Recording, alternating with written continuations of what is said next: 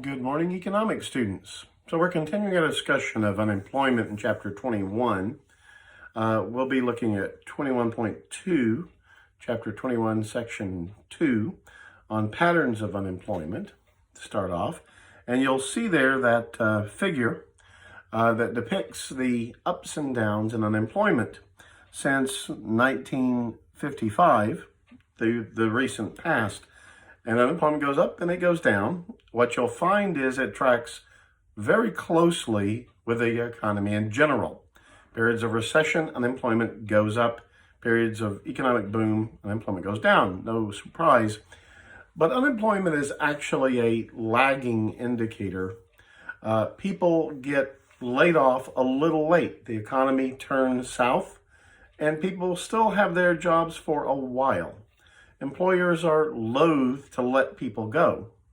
Now, part of this is no doubt simple humanity. Nobody wants somebody to be out of work if they can help it. I mean, well, not nobody, but most people, I think, are pretty decent folks and don't want people to be unemployed unless it's absolutely necessary.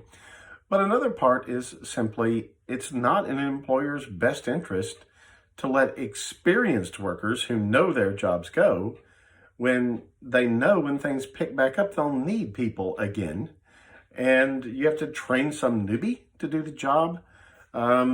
It's usually better for the firm to keep that person on as long as you can, so you don't have to start from scratch with somebody else later on. So, what happens is as the economy starts to turn south, it usually takes a few months for unemployment to start ticking up. And in the same way, when things start improving, firms are slow to add new hires for the fairly obvious reason is that they lost money in the recession. And the easiest way in the short term to start recouping that is to have the present employees, your smaller staff you pared down to during the recession, work harder and longer to improve the profit margin a little bit before you start adding new employees. New employees are resource demanding, right? You've got to train them. You've got to, they're not as efficient in the early days of their employment. So firms tend to hire a bit later after things pick up. So while it does track this business cycle, it tends to be a few months behind some other things. So it's called a lagging indicator. All right. On the next page, you'll see another figure there that deals with unemployment by groups. One thing you'll notice is the difference between men and women.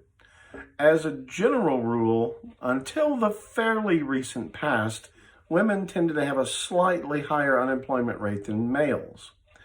But in really poor economic times, it tends to flip so that males tend to have a higher unemployment rate than females. For example, in the Great Recession of 2008, male unemployment was higher than female unemployment. Why? Okay, so until the fairly recent past, the last 20 years, female unemployment tended to be higher than male unemployment because many employers thought of the woman, the mother, the wife in a couple, as a second income. They thought of the male as the primary breadwinner for the family, and they thought of the wife as having like supplemental income. So they tended to let the females go first in poor economic times on the assumption the husband had the real breadwinning job that paid the rent. And so they tended to think the females were more expendable. Now, by the 1990s, that way of thinking was going away. Few people today would leap to the assumption that the man's income is vastly greater than the woman's income in most couples. And if they probably would want to admit at least to thinking of the man as the primary breadwinner for the family. So that trend has really moderated. The male and female employment in good times tends to be very similar rates. Why the men having a higher unemployment rate in bad times? Because the males tend to, I've used this term before, pink collar jobs. These are jobs that traditionally have had a lot more women in them than men. Nursing, elementary school teachers, administrative assistants jobs, things like that. These tended to be, overwhelmingly female. Again, that's moderating somewhat in recent years. But those jobs, often nursing, I mean, you're not going to have a less need for nurses because the economy goes bad. There's still always going to be those little kids that need teaching in elementary school. So those kind of jobs tended to not be as prone to get laid off. Pink collar jobs, by and large, had a little more staying power in bad economic times. Whereas males were often employed in factories, which tend to be extremely sensitive to consumer demand. When demand goes down, they start laying people off at the factories, and those tend to be more male-centered jobs. So in the Great Recession, you found male employment a good deal higher than female unemployment. All right. Age rates. Probably no surprise that the youngest people have the highest unemployment rate. Teens, people your age, up through college, have the highest unemployment rates. That makes some sense when you think about it, in that, you guys by definition can't have that much experience now. Anybody who hires you is taking a bit of a chance that you'll be a good employee. Hopefully you all will be, but they can't check on your 20-year employment history, obviously, to see that kind of thing. So it is always a risk to hire a teen to do a job. Some aren't really settled yet. They're trying out things. Teens and young adults are often take a job for a while, say, did I like this? No, I quit. And so that means unemployment. They're looking for new work much more often than older workers. Unemployment rates tend to go down till you get the highly experienced workers, 25 and up, and then even lower for people on the chart, 55 and older, tend to be very low.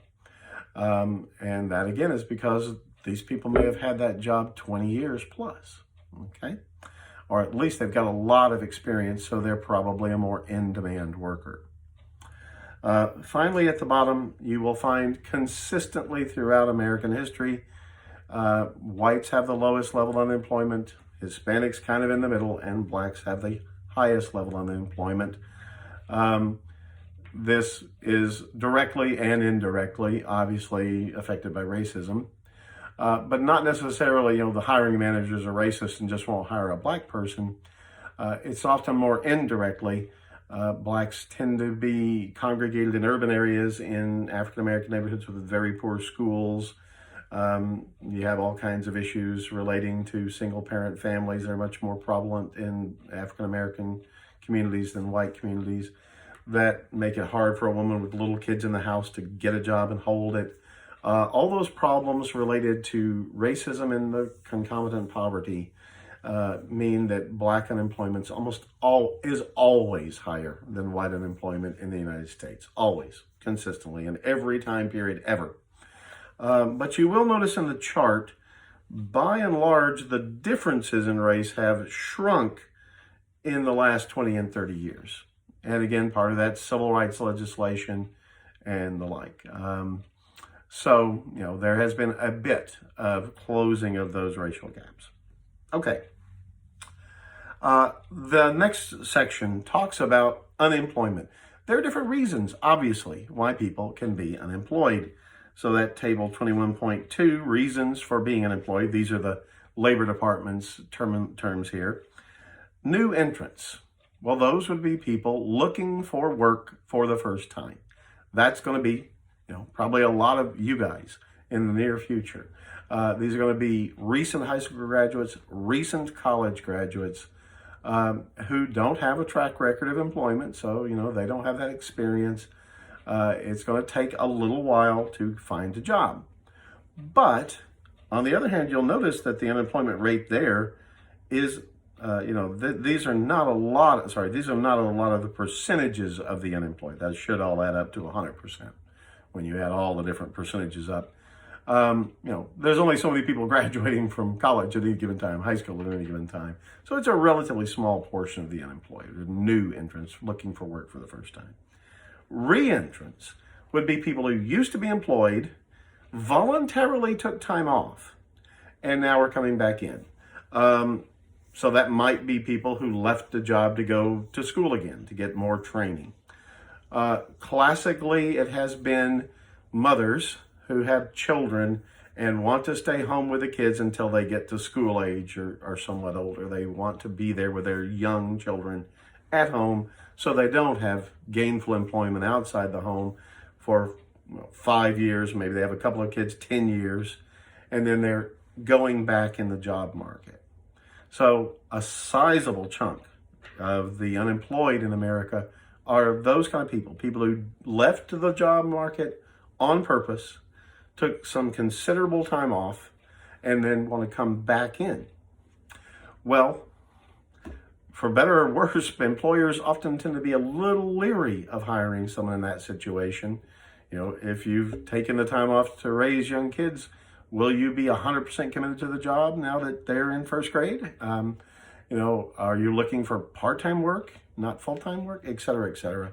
So again, sexism could play a role in some of these things, but that is one of the reasons why this is one of the bigger chunks of the unemployed, are these people looking for work after being out of the job market for a while. Job leavers are people who said, I'm leaving this job. They're the I quit folks. Not a lot of people do that at any given time and remain unemployed for long, because a lot of times if you're leaving one job, it's because you found a better job already. If you can, ideally, that's the way to do it, right? Not be unemployed for one day. So we're really talking more about people who just got fed up and couldn't take it anymore and quit. So it's a smaller portion of people there who have left the job on their own decision. That's important, because the next two, job losers, are the people who didn't want to be unemployed, who didn't want to lose that job, but they did. Job losers, temporary. That would be people who are, one word is furloughed. They are they can't be employed by their bosses right now, but the boss hopes to bring them back. I would imagine a lot of the workers who are presently filing for unemployment because of the COVID-19 mess are actually job losers, temporary. Their bosses hope the firm will be up and running again full-time in a month or two, and they hope they can bring them back. So those would be job losers, temporary, hopefully.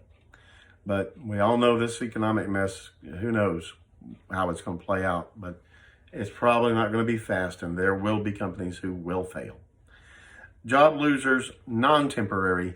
These are the people who are never going back to that job. Some of them have been informed by the employer, your job is terminated. This job does not exist anymore. They've stopped doing that thing. The company is going out of business. For whatever reason, the company says, don't hold your breath about getting this job back. It is not coming back for you anyway. Those would be job losers, non-temporary. And that's a pretty big chunk when they made this chart out. This is still coming back from the Great Recession in 2015. It took a long, long time.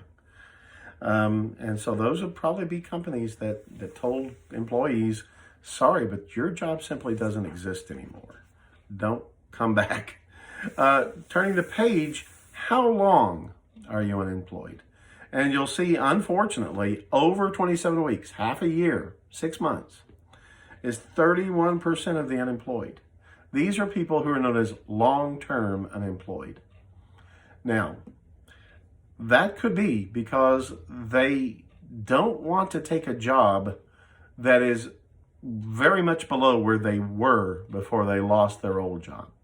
Now, you were an engineer at an aerospace firm pulling down $175,000 a year, and you can't find a job like that. So you don't want to take something that's a lot further down the scale. You could find a job at a private school teaching science, but it's probably going to be $35,000 a year, a vast pay cut.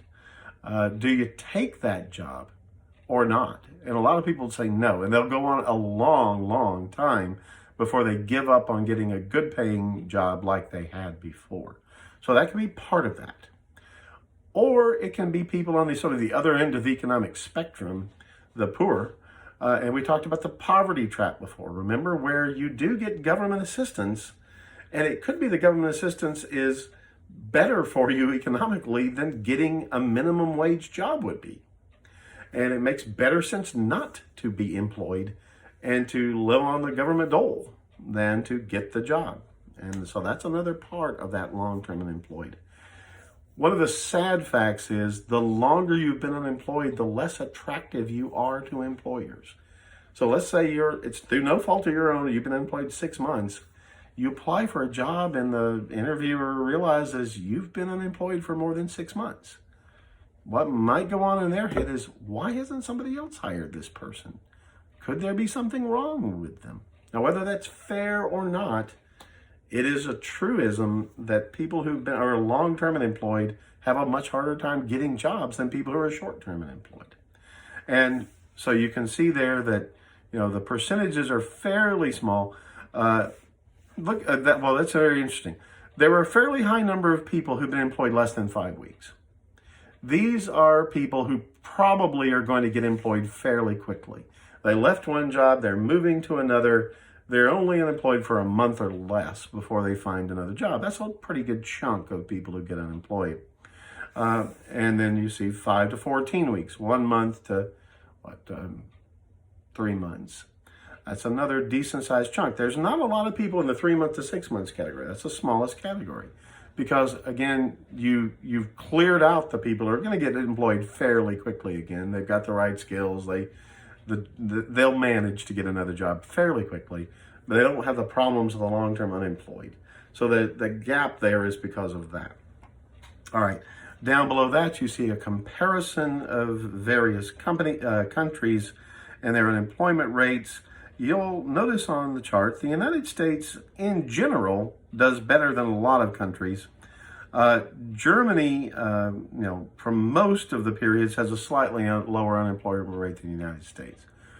One of the problems you can get when you compare countries is countries that are homogeneous, meaning very much the same kind of people make up the overwhelming majority of the population, tend to have a much greater degree of social cohesion. They tend to have fewer of the kind of social problems a heterogeneous, a mixed society have. Not always, but generally, those societies with high social cohesion tend to have fewer social problems of every kind than mixed groups do. So when you look at a country like Denmark, where everybody there is, their ancestors were in Denmark 500 years ago, they're very much a tight-knit ethnic group, versus a country like the United States, where our ancestors came from everywhere. Sometimes we mix pretty well, sometimes not so much. You're going to have more social difficulties of all kinds when you compare them. It's just how it is because of the lower degree of social cohesion. Germany is a much more cohesive society than the United States in that sense. So their unemployment rate in general tends to be lower. Japan is a great example. Massive social cohesion in Japan. The immigrants, tiny, tiny numbers in Japan. So again, a lot of social problems you have in a mixed society like the US simply don't exist in a country like Japan. Japan also has the lowest unemployment rates on there, despite being in recession, because they have a very strong tradition that when you get employed as a school leaver, high school or college, with a big firm, those firms tend to keep those employees on right through to death, or at least retirement, and then give them lucrative pension benefits. That is a very strong, people talk about cradle to grave. That's because sometimes people go to work for the companies their parents did, or their fathers did anyway. And the workers have a strong sense of loyalty to that company, and the company reciprocates with a fairly strong sense of loyalty to the worker. And so laying people off is like the very last resort for Japanese corporations in general. So they tend to have a much, much lower unemployment rate than the US and other countries do in Japan. All right, well, we've been going on now for a long time. Didn't quite finish on unemployment. That'll be tomorrow. Thank you.